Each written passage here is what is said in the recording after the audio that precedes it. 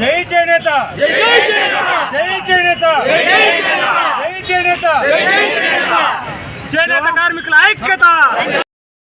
చేనేత దినోత్సవ శుభాకాంక్షలు. మనము ప్రతిసారి చేనేత విగ్రహం దగ్గరికి వచ్చి ఘనంగా, అంటే రాజకీయ నాయకులుగా మేము కావచ్చు, ఇక్కడ కూర్చున్న వాళ్ళు చాలామంది కావచ్చు, ఈరోజు సంవత్సరంలో ఎప్పుడు మాట్లాడుకోకపోయినా ఈరోజు మాత్రం మన చేనేతల గురించి బాగా గొప్పగా మాట్లాడుకుంటాం. కానీ పరిస్థితి ముందు ఉన్నట్టుగా కాకోకుండా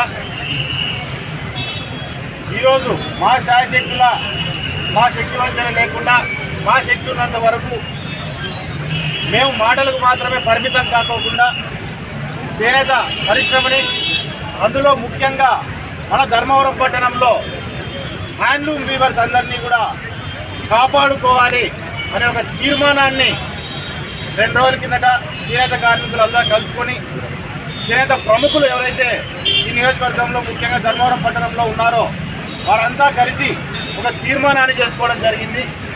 అందులో భాగంగా అనేకమైన అంశాల్లో చిప్చాఘాట్లను ఖచ్చితంగా చేనేత కార్మికులు ఎవరైతే ఉన్నారో హ్యాండ్లూమ్ కార్మికులు వాళ్ళందరికీ ఉపయోగపడేటట్టుగా గవర్నమెంట్ నుంచి సబ్సిడీ రూపంలో అవి వచ్చేటట్టుగా చేయాలని చెప్పని పెద్దలంతా కలిసి ఈ హ్యాండ్లూమ్ని నిలబెట్టుకోవాలనే కోరిక ఉన్న వాళ్ళంతా కలిసి ఆ తీర్మానాన్ని చేసుకోవడం జరిగింది. ఆ సంకల్పంతో ముందుకెళ్లాలని ఆలోచన తీసుకురావడం జరిగింది.